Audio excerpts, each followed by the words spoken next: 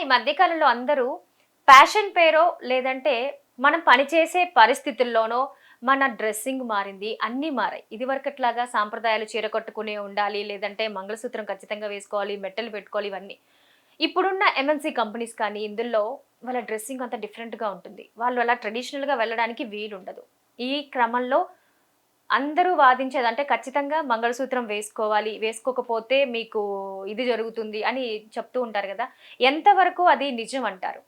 మన మనసు మంచిదైతే ఏది మనకు జరగదు. ఇంకో విషయం, ఇప్పుడు కంఫర్ట్‌గా ఉండాలని వాళ్ళు just jean pant, T shirt వేసుకొని వెళ్తుంటారు. అది న్యాచురలే. ఎందుకంటే వర్క్ చేసుకునే వాళ్ళు కానివ్వండి, ఏ వర్క్ అయినా కానివ్వండి, చేసే ఇంట్లో ఉన్నా కూడా హ్యాపీగా ఉంటుందని కూడా, ఫ్రీగా ఉంటుందని కూడా అదే వేసుకుంటుంటారు హౌస్ వైఫ్స్ కూడా.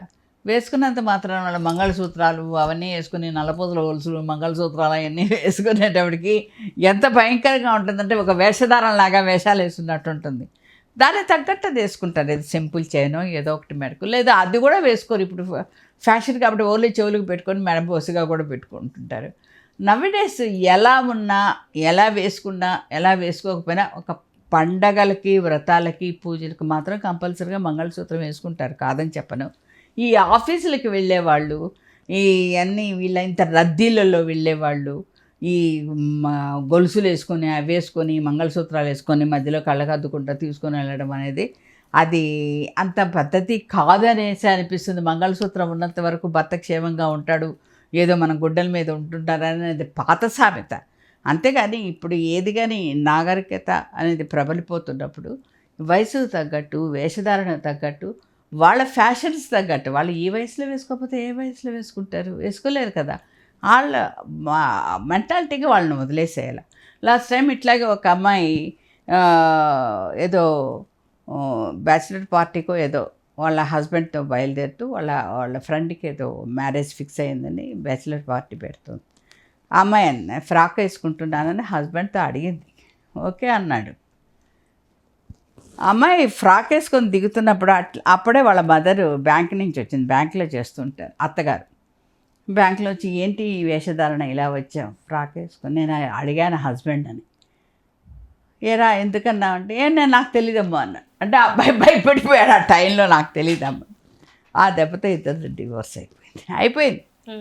ఎందుకంటే నాకు వేసుకోమని చెప్పినవాడు మళ్ళీ తల్లి దగ్గరకు వచ్చేటప్పటికి ఇలా ఎందుకు మార్చాడు?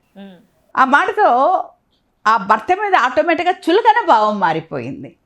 అంటే ఇలాంటప్పుడు మంగళసూత్రాలే మెళ్ళో ఉండాలా, ఈ ఫ్రాకులు వేసుకొని మంగళసూత్రాలే వేసుకోవాలని అవన్నీ కాదు నేను చెప్పేది. ప్రతిదీ కానీ భర్త మాటకు భార్య గౌరవించాలి, భార్య మాటకు భర్త గౌరవించాలి. అలా ఉన్నప్పుడు వీళ్ళల్లో వేసుకున్నా వేసుకోకపోయినా మెడ బోసిగా ఉన్నా కూడా అమ్మాయి మనసు మంచిదైతే అంతే చాలు. ఇంకా మనం ఆధ్యాత్మిక విషయాలకు వద్దాము. మీకు ఇష్టమైన బాబా విషయం మాట్లాడదాం మనం.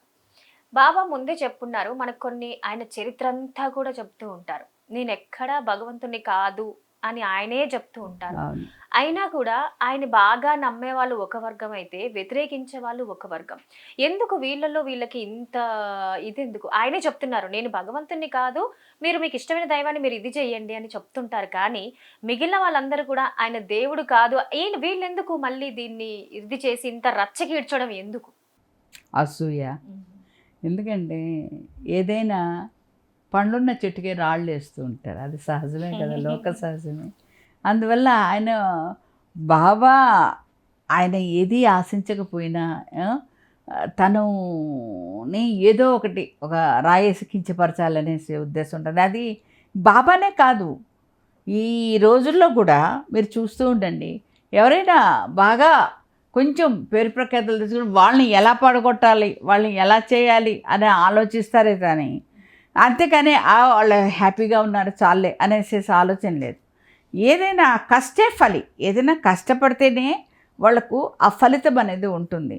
మనం కష్టపడకుండా ఏదో మనకు హ్యాపీగా ఉండాలి, అందరికంటే గొప్పవాళ్ళమైపోవాలి, అంతకంటే ఏదైనా గొప్ప భేద కాదు. పుట్టినప్పుడు పట్టుకొచ్చేది లేదు, కడతీరినప్పుడు పట్టుకుపోయేది లేదు. కానీ ఉన్నంతలో మంచి చేయాలి. మనం ఎంత మాత్రం మంచి చేస్తున్నాం అనేది మనం ఆలోచించాలి. అంతేగాని బాబాని అనేక మార్లు ఎన్నో అవమానాలకు గురి చేయాలని చూశారు, కానీ వాళ్ళే భంగపడ్డారు, కాదని చెప్పను.